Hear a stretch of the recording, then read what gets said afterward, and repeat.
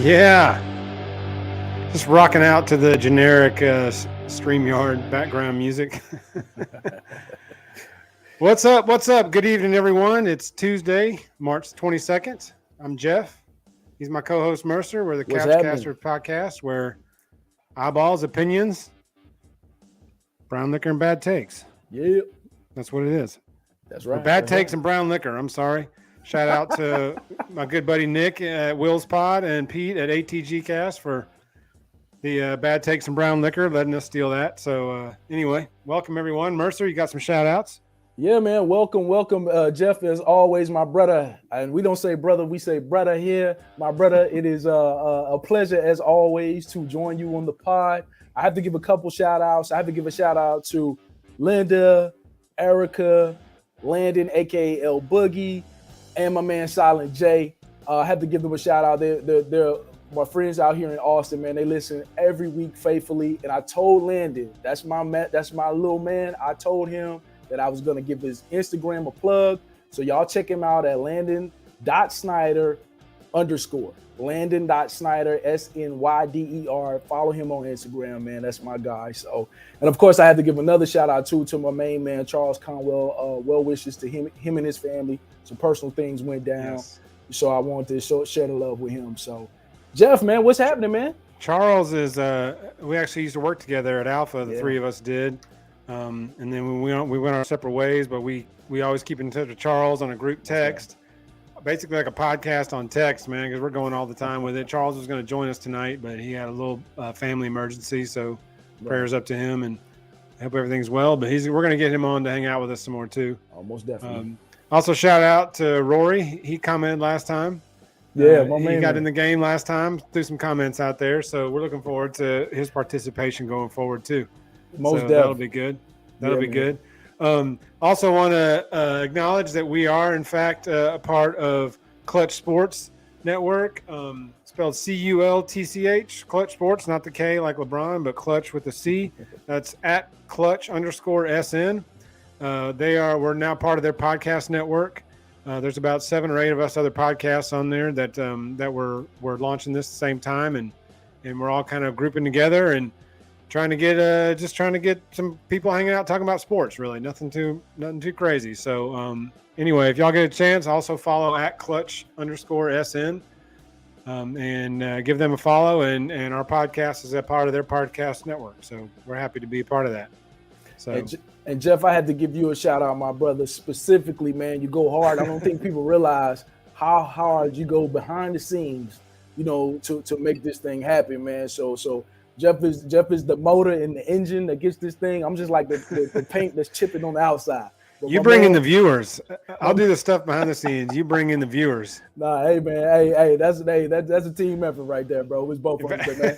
I appreciate you bring in the viewers, man. I'll just do all the stuff, the other stuff. But you bring in the viewers. Nah, man, hey, it's a team effort, bro. So, man, how you been, man? How was your weekend, bro? Everything's good, man. My bracket got completely wiped out about after about the third game of the deal. Kentucky bowed out like a champ.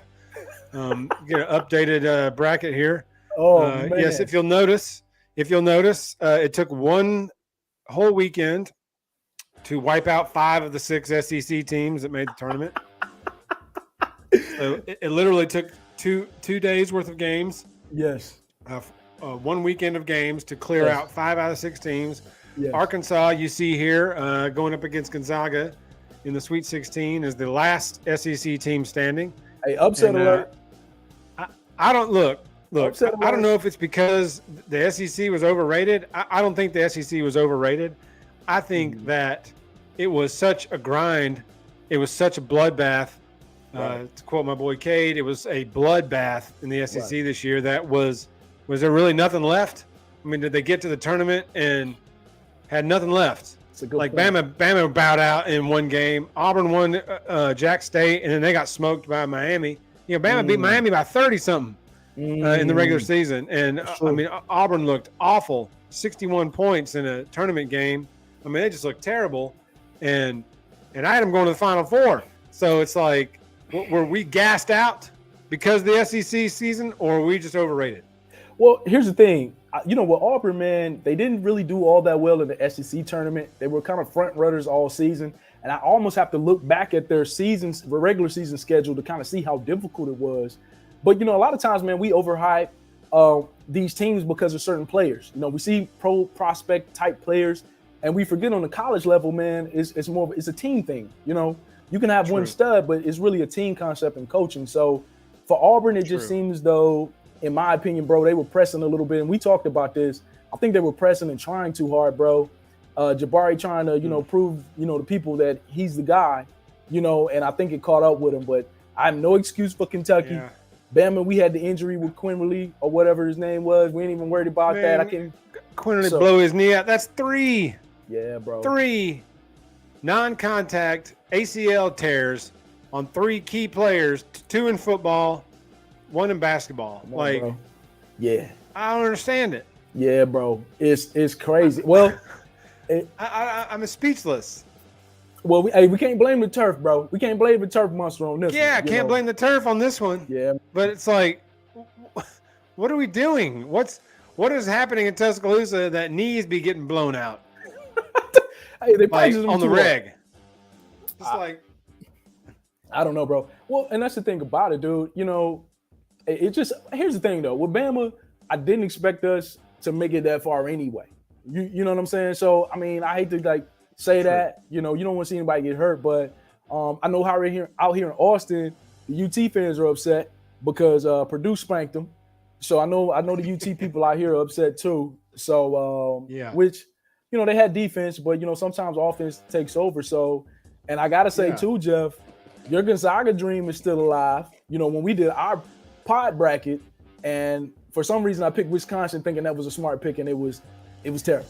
So I apologize. Bro, I picked Kentucky, so it's all off the board. Yeah, man. Nothing matters anymore. So, let me ask you, bro. St. Peter's is in the Sweet 16. St. Peter's? Hey, they're tough, though. Though. Hey, that's the Cinderella team, right? Yeah. Could be. They beat Murray State, and then Murray State's coach left for LSU. So LSU hired that guy. I can't remember what his name is. McMahon or something is his name. But he left Murray State, and he's on the way to Baton Rouge. So, dude, hey, you got to follow the money, man. You got to follow the money. Bigger program. Follow the money. I was thinking LSU should have hired Notre Dame's basketball coach. I thought that would have been just take all Notre Dame's staff, bring them down to Baton Rouge. Since you said that, here's an early prediction: who has the better season next year, the LSU football team or the basketball team?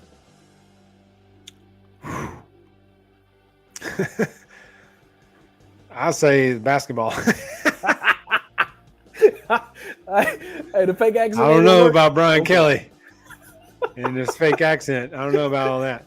I saw him eating crawfish yesterday. We had a good conversation. My man said my family. Dude from Maine. You gotta get out of here. So man. Well, here's the thing. Yeah, all the SEC teams out. So this is what we got left in the Sweet 16. You can see on the screen here. Yeah, man. The Zags, Arkansas, Texas Tech, Duke, North Carolina, UCLA, Purdue, St. Peter's. You can say that out loud.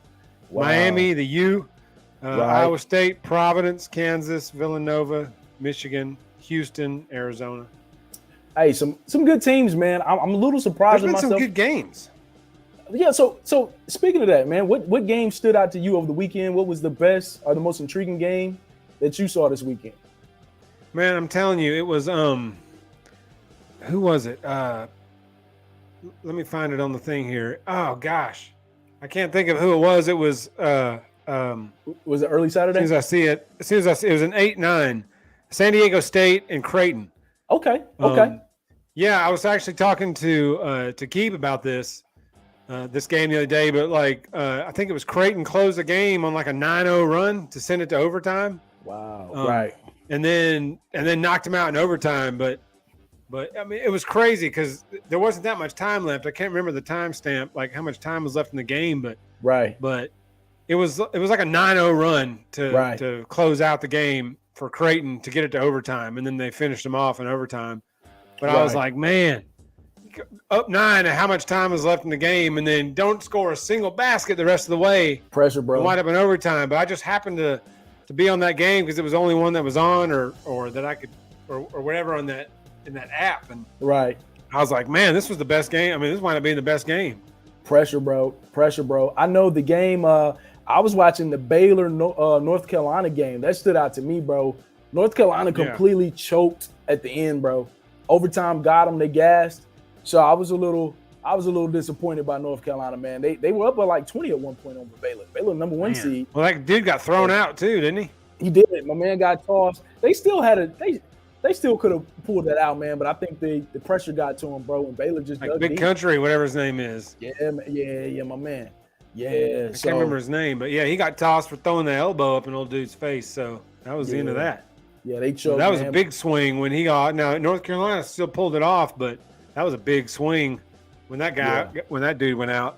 Yeah. I mean, I know they lost a little mojo or something, but Baylor came storming back right after that. Yeah, I thought. No, I think. Well, we got a comment from funny name. I think that's my man Keith. I'm not sure, but I think my man didn't. Yeah, North Carolina lost that game. Yeah. Baylor beat them. Yeah. Keep right. 6-1 run to end the game. OT to end the game. So who won the game? Wasn't it Baylor? Didn't Baylor win? No, North Carolina won. Let me check this, bro. Am I off on that? Check on the thing here. I got the updated sheet right here. North Carolina beat them. I can't see the score. Yeah, they did. 93-86. Hey, I'm sorry. That's why I'm a couch caster. I can make those mistakes. That's why I'm a couch caster again. That's why I'm a couch caster. I can do that. So now you got now they take on UCLA. Yeah. The Tar Heels and the Bruins. That's crazy. Yeah. Hey, look, North Carolina beat UCLA, bro. I hope UCLA loses, man, because I'm still harboring ill will over that. It's too small, bro. Them knocking us out you have to make the screen bigger.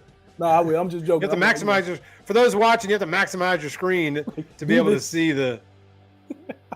If you're watching your laptop, just maximize the screen. You'll be able to see it fine. But if you're watching on the small window, it'll be tough to see. What's embarrassing is I have the bracket in front of me, and I'm sitting there like, "Yo, didn't my man?" Yeah, that's embarrassing. He's still wrong. He's still wrong. I'm always wrong. I keep got it. Look at him. Hey, man. Hey, it's the hooch. That's it. Why you bringing up old stuff? It's the hooch. Hey, but like, look at the bracket. I'm like, you right, bro. My bad, bro. Yeah. What can I say? Bad takes. Yeah, man. So I don't know. So looking at the rest of the field right now, man. So you still feeling like Gonzaga is going to take it home? I don't know. God, this is such a. The tournament's such a crapshoot, You just never know who's going to be hot from three that night. It's such a coin flip. I mean, with big skinny white guy for Holmgren or whatever for Gonzaga. I mean, I don't know. It's you just never know who you're going to get. That's the thing about this tournament. You just never know who you're going to get from each game. Like I never would have pegged Auburn to score 61 points in the second round, shoot that poorly. Look that bad, have the possible number one pick in the draft, have a terrible game. He did have like 15 rebounds or 14 rebounds or something like that, but he shot terribly, and they only scored 61 points. Like, you can't win a tournament game only scoring 61 points. You just never know. That's true. And here's the problem. See, that's the thing. You have to have in the tournament. I noticed you have to have that random guy play over his skill level and get hot to take some of the pressure off your stars. To me, Auburn, agreed. It was all Jabari or bust. You had my man, the point guard, seemed like, he got a little hot. He was kind of carrying him, man. KD Johnson, If KD Johnson had a good game or Wendell Green had a good game to go along with Jabari's normal, right? That's enough. But, Kessler only had 2 points. He got shut down. They shut him down. They were controlling the paint. 2 points, Kessler did. In that Miami game that Bama won, this is a funny troll going around Twitter that Britton Johnson, one of the bench mafia for Bama, hit a 3 in that game. That when Bama played Miami, Britton Johnson hit a 3 in that game, and so he had 3 points, and Walker Kessler only had 2 points in that loss a couple weeks ago. So it was like one of those honk if you scored more than Walker Kessler in the versus Miami or something. Right. He only had Kessler only had 2 points. Like, he did have a bunch of blocks and stuff, but he only had 2 points, man. You're not going to win a game. Well, I mean, that was a bad time for Auburn to play their worst game of the year. But that was their worst game of the year. But you make a good point, bro. If you look at a lot of the teams left in the field, Arkansas, Houston, Miami are physical teams. So the physical teams seem to be kind of because they put a body on you. So I think that's why Gonzaga is going to have a hard time against Arkansas. All you have to do with Chet, he's so small, you can move him off the block. You get physical with him, and then you could be, because honestly, they almost lost who they played. Let me look at the screen. When they played Memphis, Memphis did a good job bodying them. They got physical with them. And Memphis really was in that game longer than people thought they would have been, especially since. So, and Texas Tech, good point, Keith. Texas Tech as well. Those are physical teams. So it seems like the physical teams are making a deeper run this year than the other teams because maybe it's how the referees are officiating the fouls, So who's the refs have been brutal in this tournament. Oh my gosh. I mean, they've been. I know it sounds cliche to bang on the refs some, but the refs have been awful. They've just been pure awful. Yeah, they missed a lot of calls. I don't know if they're not. I don't know what it is, but they're terrible. I agree, Keith. Gonzaga's got a tough road left. Let's see who they got here. Because got Arkansas, and then if they get the winner of the Texas Tech Duke game, if they can get past Arkansas, that's a tough road. Keith's right, man. That's a tough road. That's tough, bro. So it's gonna be interesting, dude. I think what I hated this weekend too. I hated that they slotted Izzo versus Krzyzewski, bro. I didn't want to see Michigan State go out like that, that early in the tournament. Yeah, good point. That was a good game though. Duke, Michigan State. I mean, I know it was early it was a second round game, but that's the kind of game that you tune into the tournament for. Duke, Michigan State, North Carolina, Baylor. Even if it's in the second round and not further along in the tournament, that's the kind of game you tune into it for. It's two big names. It's purely because of the coaches. You want to see Izzo versus Krzyzewski for the last time. Even outside of the players, but. Kind of segue into that, Jeff, man, I got to ask you, bro, because I talked about this weekend. The 3 top picks in the draft, according to most scouts, are, Ranchero or Banchero or whatever his name is from Duke. They got my man Chet, of course, and then Jabari Smith. Yeah. So Banchero, Chet, and Jabari, bro, who looked like the clear number 1 this weekend? If you were a scout and you were picking on your team, who would you pick? Oh, man. I mean, I'm a Jabari guy just because his length and his range. Mm-hmm. We talked about this in a text thread this week. His length and his range, I think, are very hard to. I agree, Keith. I wish that game was a little bit later, but it's still a great game. His length and his range, I think, separate him. Now, Banchero's good. Chet Holmgren obviously is a rim protector. If you put some meat on him, you might get a Marc Gasol type. I like that. I don't know if he's got as much skill as Powell, as the Gasol brothers. They have some offensive skill to him. I like that. But he's got to put some weight on him. He can't go into the league, weighing $110 like he does now, or whatever he does now. Obviously, he's more than that. But he's a little rail thin now. But the guys don't have time to develop their bodies anymore. It's the one and done. But puts them in the league or in the G League or whatever before their bodies are even ready. It's hard to. There's a reason why high school football players don't go to the NFL, right? Because their bodies physically aren't ready for that mature yet. Work. Right. And I think it's the same in the NBA. That's why there's obviously exceptions to the rule with high school guys succeeding in the NBA, right? But it's exception rather than pattern. You don't see a ton of guys jumping. Well, you can't do it anymore now because the one and done rule. Right. But, even before, there were a lot of guys that should have gone to college for a year or two. Kwame Brown, for example, and then gone pro. Kwame Brown. Yeah. I mean, it's hard to tell a guy not to go make a living. Well, here's the thing about Chet. Fortunately for him in this, post-90s, post-early 2000s era, it's not as physical, right? But for somebody of his size. Much different rules. It's different rules. It's a softer league as far as the banging is concerned. But here's the problem with Chet. I'm thrown off a little bit by Chet because I don't think he's as skilled as, say, a Durant for his height. He doesn't have that type of handle. His shot isn't as refined as KD. Because Chet, I mean, he'll shoot the ball from the outside, and I think he can stroke it maybe 30-some-odd% at a peak. But that's, or maybe 20-something, 30 might be a little high even for that. But the point is, like, he walks like a hunchback. He kind of hunches over, and then he'll flex up like a straw neck, those bench straws. He'll flex up and block the shot. And I'm like, he walks like a hunchback. Yeah, you like, he kind of like Smeagol or something. And he just, he just do this whole thing. You know what I'm saying? And I'm just like, they look like Smeagol. Just and then he just starting at center for Gonzaga, Smeagol. Smeagol, he looking weird. Smeagol Johnson. Yeah, I mean, Smeagol Holmgren. Smeagol Holmgren. He'd be a star, But I don't know, bro. I think Banchero looked good. I think he tried to pass the ball a bit more. But if I had to say, Jabari to me is the safer pick because he's longer, he's gonna get bigger, and I think he has more of a pro style game. So I'm excited about it, man. We're gonna see. Yeah, I'm in total agreement with Keeb on this here that the new NIL stuff might make kids stay in school another year since they're actually able to make money. My only counter to that is, which I agree, that changes a lot of stuff. Right. My only counter to that is that now that the G League is so prominent in kind of like the minor leagues of the NBA, like AAA for the NBA, that teams will draft guys now knowing that they can put them in the G League for a year or two to develop develop their bodies, to get them coached by professional coaches in the system that the big league team is running. Right. The Spurs did that with Josh Primo a lot this year.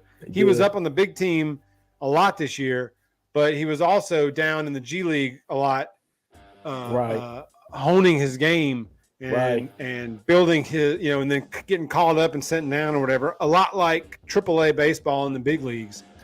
I think that's a game changer now. Like Keeb says, JD needs to stay another year for sure.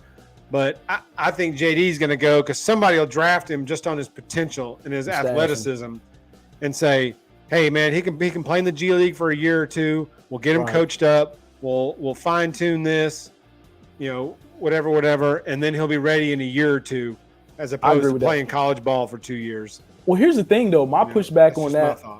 Yeah, I agree with that. My only pushback on that. Keeb. Yeah, Cooper, he can't shoot. I knew that was going to happen because he couldn't shoot. But they did play him in the G League a lot, just honing his game to just be able to play point guard at this level and a good backup for Ice Tray. But here's the problem with that. I notice guys that get drafted and then go to the G League, like those guys a lot of times, in my opinion, have this quote-unquote stench on them where you think they're kind of like bust versus a guy like Jalen Green who just jumped from high school straight to the G League and then enter the draft. I think that's a better way to look like you're more talented because if you get drafted and you get demoted down, to me, you have that stench of he'll never be a star versus, hey, skip college, go straight to the G League, get the same money, and then get drafted from there. I think that's how I would do it in that position. But, I give you remember a couple of years ago, some guys went overseas and played a year straight out of high school. LaMelo Ball, for example. Just to skip around that one year of college, 1 year out of high school rule, right? Which I think is dumb. I mean, that's ruining college basketball for one. But it's guys just doing it because they have to. But like I said, here's the thing about that. I think that NIL rule helps football more so than, and we talked about this. I think we talked about this, or maybe we didn't. But I noticed like now that you can pay players, to me that helps college football more than it does basketball, because now you got teams with these bigger budgets, quote unquote. Yeah, and these guys are going out here. Texas A&M signed everybody, like they were signing $31 million, just spread it around. And they should. I mean, if you got the coin, I mean, if it's within if it's legal now, so do it. Right. Like they're setting a precedent. Everybody's going to start doing it, and then we've already got free agency basically in college ball now with the 1 year, transfer portal thing. It's basically open free agency to college football. I mean, yeah, dude, it's, I mean, why not? You can get paid. But I think football is turning into, I like the direction that college football is going. It's more of a showcase now. These guys are meticulously going, because you can't over recruit now and just stuff a dude on the bench anymore. Like, it's like, man, I don't have to sit here for this. I can get a check. I could, like Deion Sanders, I can go to a D2, D3 school, still make it to the NFL, and be a top pick.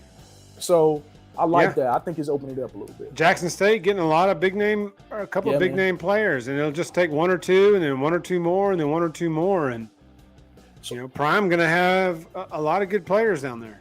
For sure. Jeff, let me ask you this though, bro.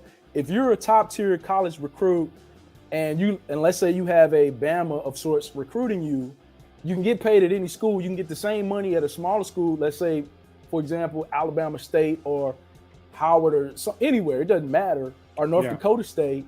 When you prefer, if you recruit, hey man, let me go to the smaller school. I get more time to showcase my skills.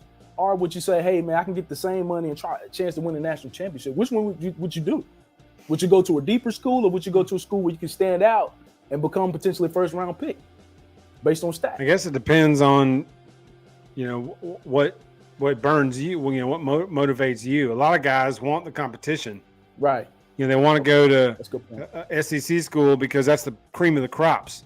Right. So they want to showcase their game, or they want to see where their game stacks up, against elite level talent. But here's the thing, though. You remember that year we played? You remember that year Bama played Buffalo, and we had Khalil Mack. We didn't even know who Khalil Mack was, and I think it was Buffalo. It might have been Buffalo. I forgot the college that Khalil Mack went to. But you remember it was like Buffalo. An early game. It was Buffalo, right? And he was wrecking the game. And we were like, man, who the hell is this dude? Who is this Mack dude? Yeah. And he was with a top 2-3 pick, top 5 pick. So at a small school. So all you need Raiders is should have kept him. Oh, well, now they won't make the playoffs. Don't worry about that. Now their division rival, the Chargers, have him now. So he gonna beat the brakes off him every time they play. That's important. Oh, bro. Great point. They're able to do camps. That's a great point, Keith, that those NIA deals, a lot more athletes and more sportsmen realize now they're able to do camps and whatnot. They're actually able to earn money. I've noticed that a lot with some of the softball players. Montana Fouts, to be specific, for the softball team. Right. She's one of the best pitchers in the nation, and she's doing that exact deal. She's putting on camps. And she's selling merch, but the camps is the big deal. I follow her on Instagram, and I've seen a lot of deal over the summer and the off season where she was doing camps at these different places, which is great. They should be able to do that. Okay. Yeah. I mean, man, why not, man? Build your brand, bro. Build your brand. Yes. Yes. And give back. It's giving back at the same time. Yeah. Something that these college kids couldn't do before. Exactly, bro. And now they can. So exactly. It's a great thing. I mean, it's going to take some. Obviously, it's going to take some navigating because it's a new thing. But I think it's a great thing for these kids to be able to do that. I got you. I mean, because if you're playing football, Alabama, you ain't got time to go work at Chick-fil-A on the side to earn some coin. You're in. Film study and meetings and film study and practice and then school and then film study some more and then film study some more. I mean, you don't have time. So it's nice, like Bryce Young doing a podcast, doing a deal at that car dealership, like to be able to, I mean, the university's making money off of you. Why shouldn't you be able to? Right. Didn't Bryce Young make like $2 million last year? Didn't make like $2 million? Don't worry about Bryce. Bryce doing just fine. Player. So Bryce launching threes. I don't know if you saw the video, but he was Steph Curry of the football team. His 3 bombs all day. Hey, my man is eating good. He's eating. He'll good. Make weight. He's eating well. Don't worry about Bryce. He'll make weight. Don't worry about him. Bryce doing just fine. He'll make weight. Don't worry about that. Shout out to you, my man. Shout out to you, my man. I want to be like you when I grow up. Unofficial team Gronk. Splash. Question. Yes, Keith, and still underpaid. Still underpaid. Absolutely still underpaid. Good God. Segue. Deshaun Watson to the Browns, my boy. What does that do for the Browns? That's your division. What are we saying? How do you feel about this? Man, that and the AFC West are really quarterback rich divisions. Right. I mean, the Steelers they had 3 Heisman winners in their division. Now Baker's gone, but Deshaun better than Baker. And I got history with Deshaun as he ripped my heart out in one of those championship games. We got him one year, and then he got us the next. Boy, still not okay with that, Deshaun. We have to talk about that. Yeah, we need to have a meeting where I can tell you my problems with what you did that game. Yeah, but I don't know, man. He's gonna face some backlash for everything going down with him. He's gonna hear it on the road. If the Steelers lock up Honey Badger, which they need to go on and do, they got a job opening at safety. Honey Badger needs a team. They got to put him with Minka. It's obvious. It's gonna happen. You heard it here. It's gonna happen. Okay, speak that. If it doesn't happen, Pittsburgh drunk. But that needs to happen immediately. But they're going to have, if they can stay healthy, Pittsburgh going to have a real legit defense between pass rush, coverage. Miles Jack is a huge addition. Levi Wallace is a big addition. So that's going to give us a puncher's chance because, we got technically the worst quarterback in the division. If Lamar comes back healthy, obviously Mitch is talent-wise the worst quarterback, but let me digress. In Mitch, I trust. I think trust. Wow. You're not going to get the Bears version of Mitch. You're going to get a good version of Mitch. What is that? Is that the college Mitch? That's North Carolina Mitch. Could be whatever made him the second pick in the draft, which I still don't understand how he was the second pick in the draft. I'm not trying to justify that, but please don't. In Mitch, I trust. Mitch, okay. Mitch is going to be just fine. Woosa. Okay. Pittsburgh drinking the brown drink from my glass if they don't pick up Honey Badger. We are coming for Honey Badger. Listen, look, this thought is a new unseen Mitch. You're right. You're right. Listen. As a Cowboys fan, we thought we was getting everybody. We got nobody. So hey, y'all re-signed your punter today. Brian Engler did re-sign today. Third highest paid punter in the league. But let's be honest, you're going to need a good punter this year. Bruh. Look, we tanking for Bryce. You're going to need a good punter this year. Okay. All right. You're right. Yes. The division trash. Absolutely. Yes. Okay. Yes, that is what's happening. Okay. There's something in Dak's contract where Jerry can get Bryce if he wants him. Yeah.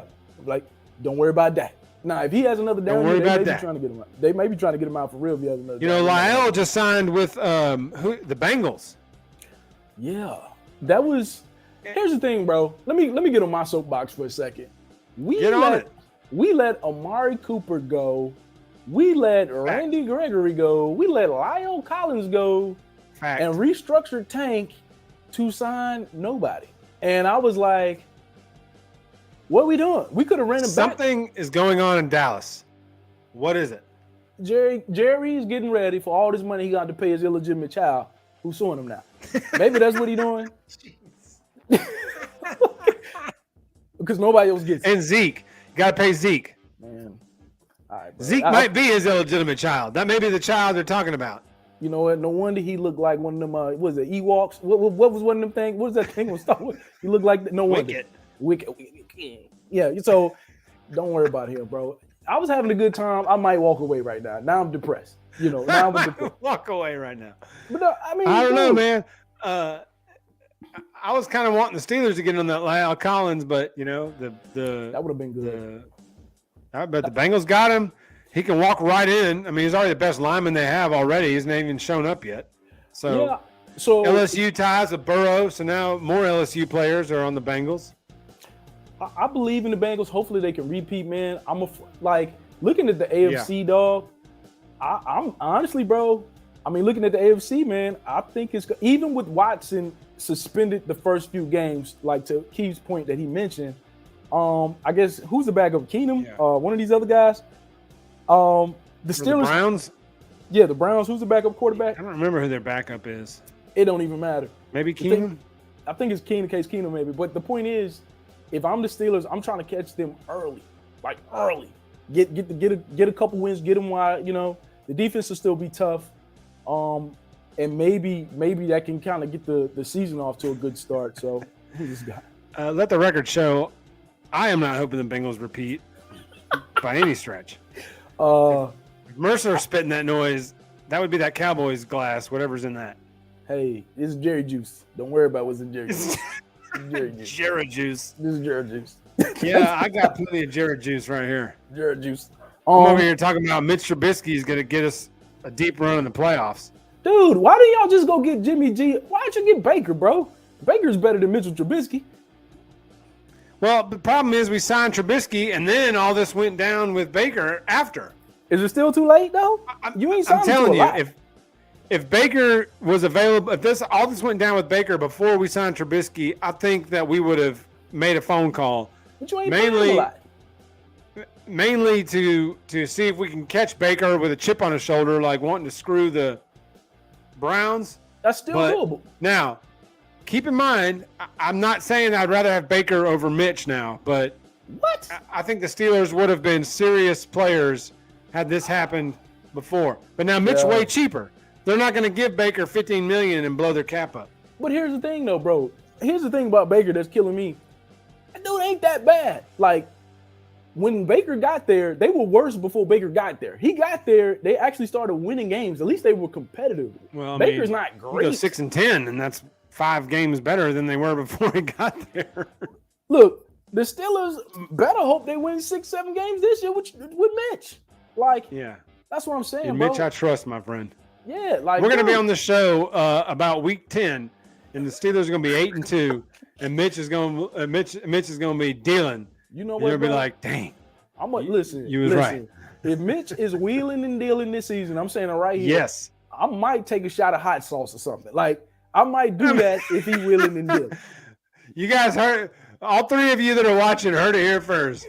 If the Pittsburgh Steelers are sitting at 8-2 with Mitchell Trubisky, wheeling and Mercer dealing, gonna take a shot of hot sauce. It's happening. I got a shot glass waiting. I got the Tapatio waiting.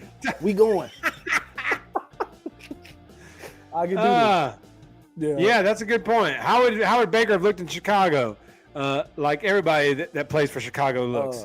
Like hot garbage, as Mercer calls it. Hot garbage. Rex Grossman, straight juice, arse juice, or ass juice for the other people.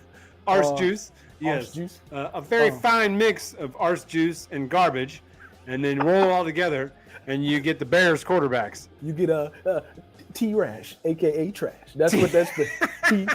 I mean, Matt Nagy, offensive genius, had the worst offense ever.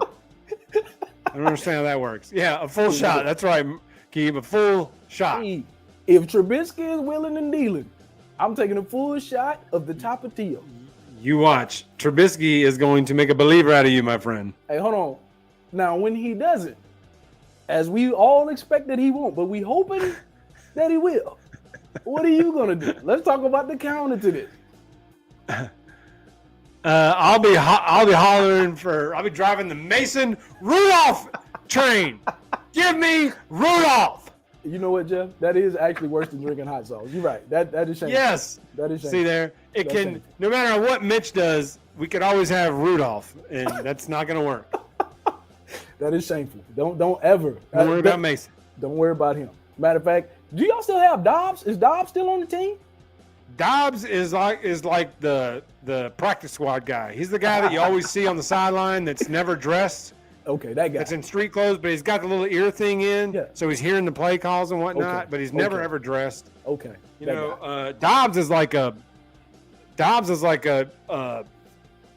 astrophysicist. Like that's what he majored in at Tennessee, or got his master's in like rocket science or astro or whatever. But he's like a beast with the brain. I'm gonna be honest with you. But I can't throw, so I don't ever want to see him in uniform. But if he can dissect things, that's fine.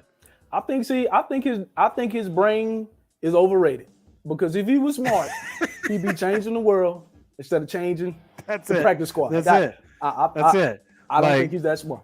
I'm pulling his card. Yeah. Now this is facts. I don't remember if I sent you this tweet. Okay. That Mitch sent like back in 2011. What did he say, bro? He likes to. What did he say, bro? What did he say, bro?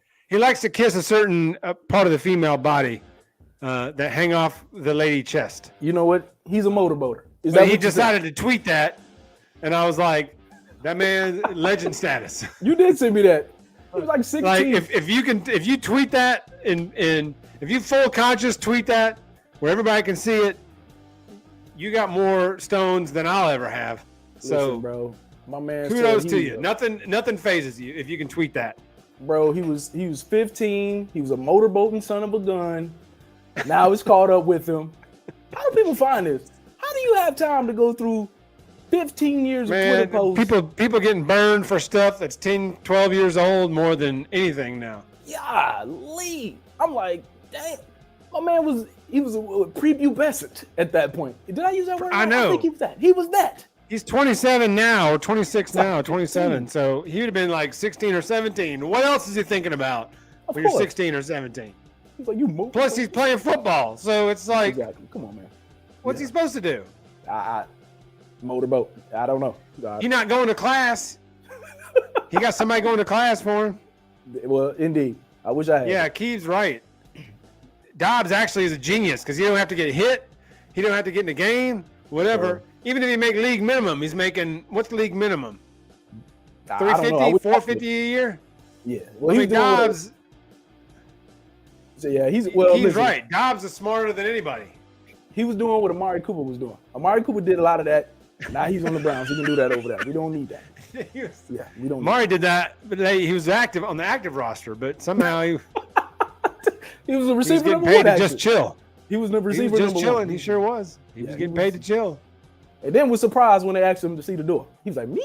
Yeah. Like, bro, to return you to Cleveland. Huh? My man will run around and then be like, hey, come on, sub me out. I'm like, damn, bro, nobody. Remember, Zeke would do that. Zeke would pull off like a 15, 20-yard run, and he'd hop up and be doing this number. I'm like, what are you doing? That's that itchy weave. Like, let's get that weave itching. He's getting up here like this. Come on. I mean, King Henry getting like 7, 8, 9 carries in a row. Zeke gets a 10-yarder, and he coming up tapping his helmet. I'm like, what are you doing? Like, you can't come up helmet tapping now. You got to stay in the game. Actively tanking. That's what he was. He was like, get me out of here. I don't want to play. I understand it. Yeah, bro. Like, I don't know, man. But anyway. Most running backs are like, give me the ball. Like, I need 3, 4 carries in a row. Like, give me in rhythm. Give me a feel. Right. Give me give me my timing down, whatever. But Zeke get a carry and he'd come up tapping out.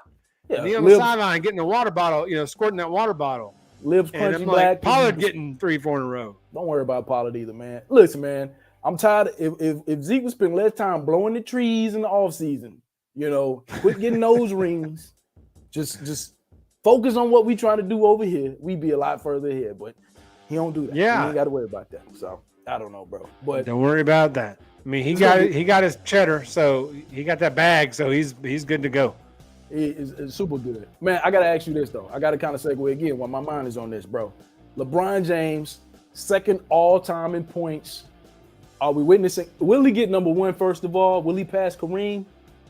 And what does this do to his legacy? Do people say he's better than Jordan after he does that? Mark, I want to ask you this. This is an honest question because you're a big LBJ guy. Now, I like LBJ. He's not my all-time favorite. I'm in the Jordan camp, of Jordan being the GOAT. Yes. But I like LBJ. There's some stuff about his game I don't like, but overall, I really like LBJ.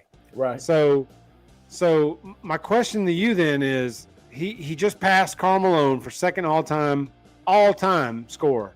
I hate Karl Malone. Yes. Does anybody care? Wow, bro, it's like that. Dang. Did it move the needle at all that he passed? Now, I'm not saying that when he passes Kareem, it'll be a thing. Right. But he passed Malone, and the fact that the Lakers are such trash this year, wow, that's a good question. It didn't get the coverage that I thought it would get, considering how every show I listen to, every podcast I listen to, dissects every LeBron game every night. Like game number 41, they'll dissect it for half the show. Right. And it's like, okay, it's not that big a deal. Right. But the fact when he passed Malone, it didn't really move the needle, so to speak. It was almost like everybody knew it was coming because LeBron's a freak, and nobody's ever played at this high a level at this age, after this many years, after this many playoff years, he's played like 4 extra seasons if you add in the playoff games. Right. To the 19 that he's played regular season. Right. So, yes, Keith's exactly right. We're lucky enough to have seen him, but now we're nitpicking LeBron now. I think it's because this is year 19, year 20, where it's like LeBron fatigue, almost like Bama fatigue, Patriot fatigue. So let me say Am I onto something there, or am I totally off base? Here's the thing. Here's my opinion on that. That's a good question, and you are on base. But I'll say this. This generation is the biggest generation of haters that I've ever seen. Instead of appreciating the player or appreciating the person, it's more fun and it's more intriguing to tear that person down. I think with LeBron, it's a twofold It's a twofold factor. Number one, the Lakers suck. Number two, everything else that's going on. They're awful, bro. Right. Everything else that's going on, though. You got March Madness. You got the big NFL free agency things going on, the draft stuff that's getting covered, and other news, Russia and all that crap. So LeBron's accomplishments are getting kind of minimized because you got so many haters that hate on him anyway. So I'm sitting here. Look, think about it like this, bro. If LeBron's gonna pass Kareem. Like if health stays the same, he's gonna pass him next season. Absolutely. So number one, he'll pass him in by far. By the time LeBron hangs it up, he'll be well ahead of Kareem. Easily, facts. He's gonna do that. Easy. And nobody's gonna break that record. So you got him number one all-time in scoring. He's the only player to have over 10,000 rebounds and over 10,000 assists, in addition to the number of points. Right. So if he does that with 4 championships, and he's been to how many finals? Like 7, 8, 9. Like LeBron, 10. Like 10 finals. 4 rings. He's 4 and 6 finals. in the finals. Bro, that's just 2 less than Jordan. And he played against a 72-win team with Durant. Like all those top 75 players. No, Durant came the year after. But they still won a ring. He still had to go against them in the finals. That stopped it because they would have beat him that year. They were better. That Cleveland, without Durant, that Cleveland squad was better than they were the year before. Durant tipped the needle. So, because he's a freak too. Agreed. So my point is, I'm like, man, damn. Agreed. At what point do we say that he's better than Jordan? Because we have that Jordan nostalgia. Because marketing built Jordan. He was a king out there on the court. Like he was a beast. But Nike helped build Jordan and his legacy because he was getting thrashed by Isaiah Thomas, Bird, and all those guys until they got old.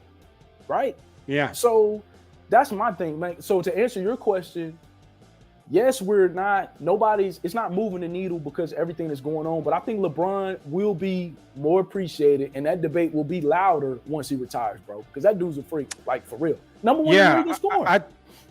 I totally agree with that. I think if the Lakers were anywhere resembling a good team this year, it would have been a bigger story. But the fact that the Lakers are so bad that it's overshadowing his individual goals this year, which he's in contention for the scoring title at age 37 in his 19th season on a terrible team. The Lakers are awful, bro.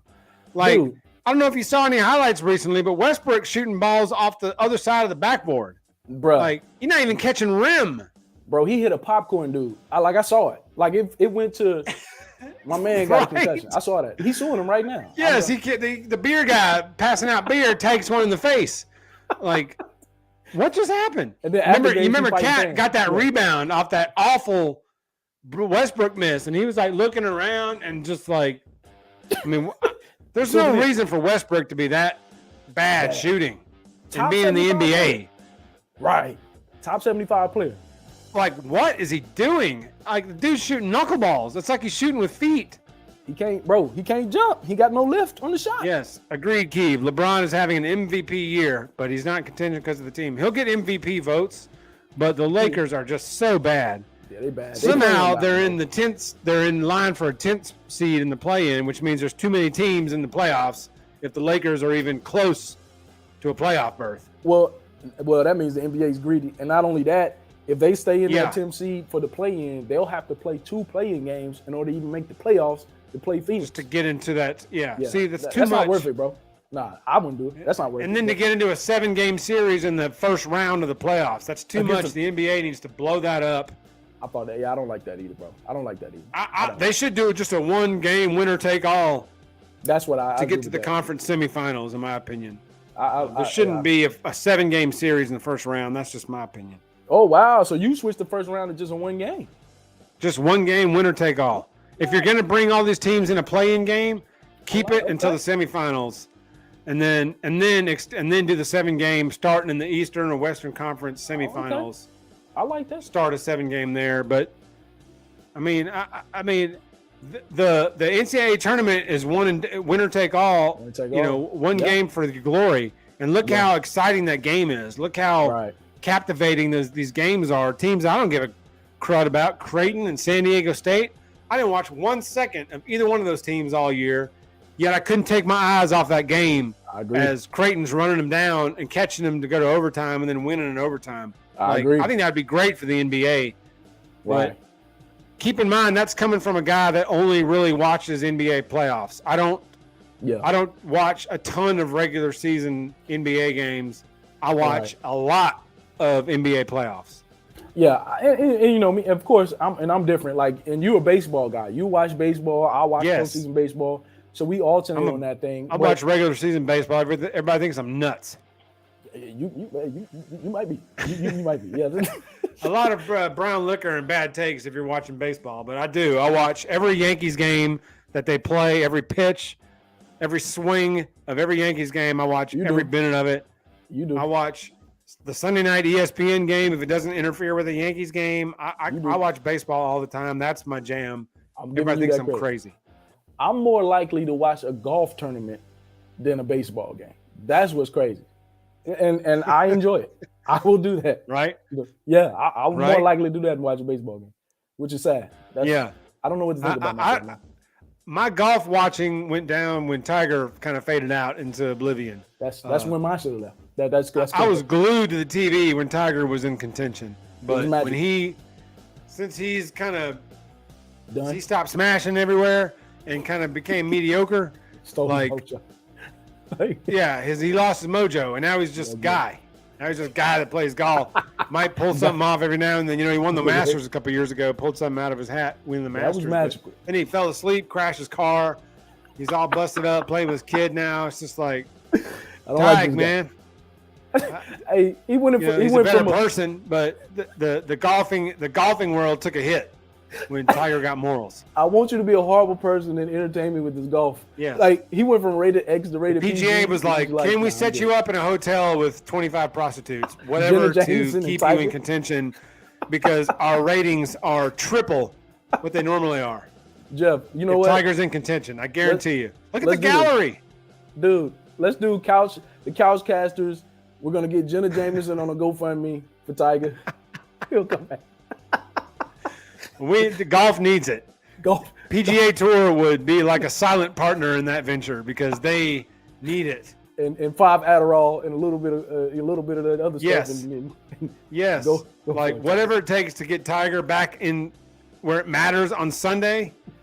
When you turn on and the gallery is massive, 1,000 people deep, packed around the tee box. That is when golf.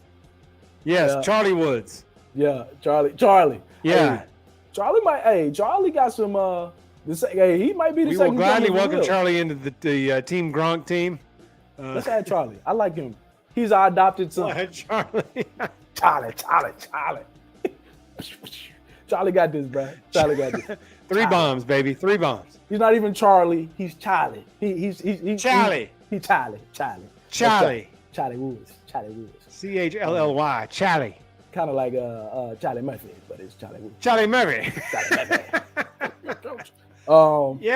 Keeps got it right. Red and black Sundays. When we see the red shirt in prime time on a Sunday afternoon in the final group, golf has never been better. It's like Jordan. When he ain't in there, and you're watching guys that you've heard of, but you don't really care about, you're like, eh. If you're a golf aficionado, you'll tune in. If you're a casual golf fan, if Tiger's not in it, you'll move on to something else. You'll see what else is on. Who's winning the NASCAR race? No, look, you never get there. It goes from golf to baseball. You might do some soccer. Yeah. Now the USFL's in the mix. Maybe they'll be on a Sunday afternoon. So, yeah, I'm telling you, I'm not watching. if Tiger's not in the mix, it's over. The needles don't move much. It's over. It's over. Yeah, man. I've got nothing to validate that other than my own opinion. But I think with 100% fiber in my being that since Tiger's not been in it, golf ratings have suffered greatly. I don't have any data to back that up. I mean, it's true. It's true, bro. Come on, let's. Hunch. You got eyeballs, bro. Let's just you flip through there and you're like, oh, I see 2 birds, a crocodile, and some bougie people on a lawn chair, and some overweight guy, who can't throw his club down. Well, that's John Daly. My bad. Forget about that. That's that guy. We're gonna keep it pushing. Don't worry about him. So, like a truck that was driver. Andy Reid. My bad. It was his son, actually. Or McCarthy. That was Mike McCarthy. Sorry about that. Hey, man. Hey, let me I'm out, bro. I thought we was having a good time. That'll be too easy. Give us too much material. Yeah, man, I hate that dude, bro. I don't like him. I don't like Mike. Might give us too much material. I don't like Mike because we ain't got to get in there. Never mind. Go ahead, bro. He lied to me when we first met. Mike lied to me when we first met. Mike told me he was in the basement with his team studying tape, running new plays. He was formulating ideas. Then Mike wasn't formulating nothing. Immediately after he got the job, I was just trying to get a job, man. I was lying. I was like, that's the blackest comment you ever said. You need to stop it. I know. I was disappointed. Oh, God. Right when he said that, Jerry's like, geez, all cripes. Are you serious? He's like, I don't even know. Come on, bro. I was like, Mike, don't do me like that, Mike. I knew then. I was like, he did ain't gonna win a lot of games. He did you like that. Yeah, he did. And he lied to me. He lied to me. He lied to you. And Ice Cube said, he didn't, no Vaseline. Yeah, he didn't coach fundamentals, and then the Cowboys got a bunch of penalties, and then somehow the last play of the season, they let the clock run out, and then blame the ref. Mike don't call plays. Mike don't even call timeouts. So we ain't got to worry about Mike. Don't worry about Mike. Merk, that was worse than the you remember a couple years ago in that playoff game against the Packers when they called what's his name for running in the huddle and then running out even though he wasn't all the way in the huddle. Oh yeah, who's that? Who's my man? That was that receiver, but he was like, I know exactly. He was like he wasn't fully in the huddle. He like ran up to it, turned around and ran back, and they called him for 12 men in the huddle, and that was like Wilson, a huge penalty at the time of that game. Yeah, who was it? Was it Wilson or Brown? It was one of them. It was one of the like third, fourth string guys. Maybe Brown. I don't know if they had Wilson yet. I can't remember who it was, but yeah. Man. Anyway, that was the Mason Crossbar hand of God field goals, as Skip Bayless calls them. The hand of God. Because both of them was about 20 yards left and then curved back in and went in and knocked the Cowboys out, which I thought was their best shot to cash in because they just, they're getting older every year and older every year and older every year. And you see what Zeke doing now. Don't worry about him. We got Dak got all that money. Now they can't afford to keep anybody else, and they blowing the whole team up. Honestly, bro, Zeke probably, after we cut him, he might be out of the league. Nobody's going to sign Zeke, bro. I think he's on his way out of the league. Who's going to sign Baker? Let me ask you that. Baker should get a job, bro. I don't think he's that bad. I thought the Texans, I'm like, shit, the Texans just give him a shot. They're not going to do it. Texans got big neck. Seattle got big neck. Bryce Butler. That was Bryce Butler. Seattle that was Bryce Butler. Yeah, Bryce Butler. Oh, good call, Keith. Receiver too. He went to. Didn't he go to Miami and just kind of fade out? But yes, that's what happens to everybody that goes to the Dolphins. They fade into oblivion. Oh, okay, never mind. Yeah, I think damn, I lost my whole train of thought. But yeah, you said Dolphins, and that immediately made my mind fade to oblivion. That's. I saw that Saints lineman signed with somebody today. Armstead, the Dolphins. Terran Armstead for the Dolphins. The Dolphins. He signed with the Dolphins, so they're getting Tua some protection. Well, bro, that's not gonna be. Tua gonna have to stop being scared, bro, and learn how to play. Seattle. Keep dead right about this. That's the problem with Seattle. Drew, don't worry about Seattle. Get out of here. Don't worry about Seattle. Get out of here. They taking for my man. They're taking too. Boy. They taking for Bryce. Anybody that starts Drew Lock by choice is tanking. Dude. Hey, should we do a GoFundMe for Jamal Adams? He left the Jets. Hey, he got paid, so I think he's chilling. Oh, good point. Let's sign a petition then. Like, get this dude. We got a linebacker that calls himself a safety. We need to get him out of. Yeah. Okay, never mind then. Okay, Homie got paid and never had 0 interceptions for like 2 years, but he got the richest contract for safety. I don't understand it. But who? Hey, you know what's crazy? We, the Cowboys, our fan base, we wanted him badly. You remember he's in the locker room like, yo, come get me, bro. Come get me. Yeah. He's like, we're gonna pick you up. We're gonna pick you up. We wanted Earl Thomas, bro. We wanted Earl Thomas. They did want Earl Thomas. Where is Earl now? He's somewhere here in Austin beating up some chicks. I know. Never mind. Jeez. I take it back. He is here in Austin though. Baker is here in Austin as well. I think Baker's out here too somewhere. Baker is too. I don't know where Baker's going to get a job. I think Baker's going to be sitting on his couch until there's a preseason injury or somebody gets hurt early in the season. He don't suck though, bro. Then they're going to call Baker. But whose job is he taking right now? Drew The Falcons just signed Marcus Mariota. I'm not sure why. They're taking for Bryce. They're tanking. If you sign Mariota to be your starter, you're also letting everybody know that you're tanking. So wait, hang on. Good point. So let me pause you right there. Is Mariota better than Baker Mayfield? No. I don't think so. By no means. No. So Baker should have a job. The Colts traded for Matt Ryan. I don't understand it. Like, the Colts are trying every year to win with Phillip Rivers at the end, Carson Wentz, what was left to him, and now Matt Ryan at the end. Like, just Andrew Luck before that. wave the flag, just tank it, and get a decent young quarterback. Stop trying to run it back with these. I mean, is Dalton next? Is Andy Dalton next? He might. Well, that's happening. He's horrible. Here's the thing about that, bro. They technically can't. Like, whoa, they can't tank. Cheaper. You're right, Keeb. He's cheaper. Well, and the defense is too good right now. The defense is in their prime, and the offensive line technically is in their prime. So the Colts can't afford to tank. Yeah. They got too many good pieces to tank. So they got to compete. They got to try to roll the dice, but they compete. steadily. Browns ain't getting no first round pick for Baker. Like, by no means. They're trying. They're not going to do it. The most you're going to get from everybody knows Baker, that they don't want him. So who's going to give up a first round pick for him? They're like, we'll just wait for you to cut him. You got to cut him. Yeah, you got to cut him. Well, hey, the Matt Cowboys Ryan went for a third rounder. That's crazy. Like, yeah. They should have traded him before. Once you put it out there that you're shopping the guy, you can't shop him. Everybody's going to offer you nothing for him because they know you're going to cut him. Public service announcement. Learn from the Cowboys. We did this a lot this offseason, and it didn't work. End of service. It did not work. By no means. We're getting 6 and 7 round picks. They got nothing. Yeah, that's essentially nothing because they don't even make the team. So that's a good. Yes, why do we have 7 6th rounds? and 7th rounders? Why do we have 7 rounds in the NFL when they don't even make the team? Why don't we just do 3 or 4 rounds and just stop playing? Yes. Hell, why do we do that? The basketball second rounders in the basketball draft don't make the team. Don't make the team. Why are we doing that? 7th round picks are. I mean, just do 4 rounds of the draft and then let everybody go in free agent pool and go from there. Like, yeah. There's no point in 5, 6, and 7. Now I know Brady went in the 6th round. That was the rare.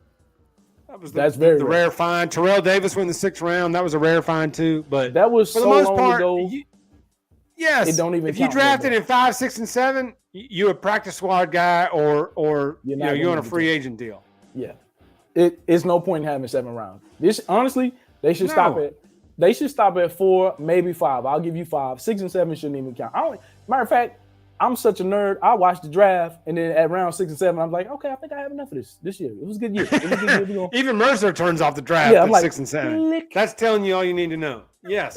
Yes. It was a good year. Now, there are some gems in those later rounds. I get that. But you can also find the majority is that if you're drafted in the 5, 6, or 7, you're not going to make the squad. By no means. So unless you're a Steeler, and then you'll play significant snaps in the regular season if you're a 6th or 7th rounder, like Isaiah Loudermilk, because we were down everybody. So our 6th round rookie is having to play significant snaps. That's not what you know. Your name being Loudermilk lets you know that you're a generic player. You're like, I'm a pro, but not for real. Like, I'm a video game extra. I'm Loudermilk. Yes, after round 5, you'd almost rather be a free agent. Because then you can like, okay, I can go somewhere that they want me for their scheme. I want to be a practice squad player. The draft kind of is that too. In Florida. I want no taxes and I want sunshine. I demand this. I want to practice Texas. squad player. You don't have taxes in Texas either, do you? Don't worry about coming to Dallas though. Like we gonna stick to Tampa. We can get a ring out there. Let me practice. Do the practice squad players get rings? They should. I wanna take. I mean, they're part of the preparation every week. They've got to mimic the opposing team's players every week. So I mean, Blaine for real. Gabbert trying to beat Brady every week. I mean, they give everybody a ring. If you're employed that year, you get a ring. Why would you not then? Look, I'm picking the team that's got the best chance to get a ring. I'm like San Diego. LA Chargers. Let me pick one of those teams. The Broncos. Yeah. So anyway, I mean, yes, those I guys. agree. Yeah, I agree. I took one up with Randy. Anyway, no wonder he moved to Colorado. He wasn't stupid. My man. Better wording and the ganja be legal in Colorado, so Randy be just fine. The ganja be legal, man. So and they don't test for it in the NFL anymore. So Randy's like, "Oh, send me to Colorado in a heartbeat. They're only offering you half. I don't care. Cool. I'll play for free. It's fine." Actually, I'm gonna sell this stuff. I got another business on the side. That's it. Yeah. I'm selling that NFL grade Chiba. Trust me, it'll be worth that it. Randy pack. I got that Randy pack for you. That 95. We're selling that Ricky Williams up here in Denver. I got that Ricky. Y'all ain't never seen no Chiba like this. Hitting that Chiba. So, but anyway, Jeff. Well, this has been a fun episode, Merk. I got a good time talking tournament with you. Had a good time talking free agent with you. Brown liquor, bad takes. That's what we do here. Thanks to everybody for joining us. Thank you, Keith, for joining the chat. Thanks for joining the chat. I can't see who's all in the chat. It just gives me a number. So thank the 3 or 4 of you that joined us in the chat. If you don't comment, we can't give you a shout out. So that's why we can't shout you out individually, because if you don't comment, we don't see. But thank you, Funny Name, aka our boy Keeb, for joining in with us this week. Had a great time. Good time talking tournament. Next week when we talk, we'll be down to what? The Elite Eight? Elite Eight, bro. Or the Final Four. Mark, what up, bro? Oh, my boy McGregor. Yes. Fellow member, I got to say this, of the Montgomery Hockey Club, Mark McGregor. There's 2 members of the MHC, the Montgomery Hockey Club. That's myself and Mark. The only 2 hockey fans in Montgomery, really. It's been a while since the MHC has convened for a meeting, mainly because the Flyers are complete trash, and the Penguins bow out in the first round of the playoffs. But if we can get past that, we can get back into the Montgomery Hockey Club. Man, so good to see my boy Mark join us, man. I'm so happy that Mark joined us. Mark's my dude. AKA the other Eminem. There you go. All the way back to AUM. Me and Mark go back, way back to AUM, college days. So Mark's my old school dog. So thank you, Mark, for joining us. What up, man? We had a good time. Mark will appreciate my backdrop. He's Pittsburgh born and bred, everything Pittsburgh. So me and Mark are tight. So indeed, bro. Shout out to Mark. Mark to me is like Rory to you, Dallas. I mean, he's like, we got a group text going as well, and so we hit it up as well. So when you said that, it Mark's drove all the way home. Indeed. Well, that was a good one. Thanks everyone in the chat. Thanks everyone. Mercer, thank you for coming on again, and hanging out with me. Mainly I enjoy doing this podcast because it gives me a chance just to talk sports with you like we used to do across the cubicle aisle at Alpha. We don't get to do no more because you're a little bit further away. But this kind of gives us an opportunity to touch base again every week. Really appreciate it. Happy to be a part of Clutch Sports Network. Thank you, anybody tuning in on that platform. We're just going to keep churning out content. Hopefully y'all like us and give us some good feedback during the episode. We love having some feedback. Indeed, bro. All right, y'all. Enjoyed it this week, Mark. Say it again. Next week we should have Elite Eight matchups or even Final Four. I don't know. Is it Elite Eight after next weekend? Elite Eight next weekend, and next weekend we will be having. Let's see. Let's go to the videotape. Special guest next weekend we got Elite Eight. So then we'll know. So yeah, we got us a good episode next week. Talk about some Elite Eight matchups. Hopefully everybody's bracket's not totally busted like ours is. Anyway, all right. Thanks for joining us, everyone. Until next week. Peace. Bring your eyeballs. Bring your opinions. That's how we.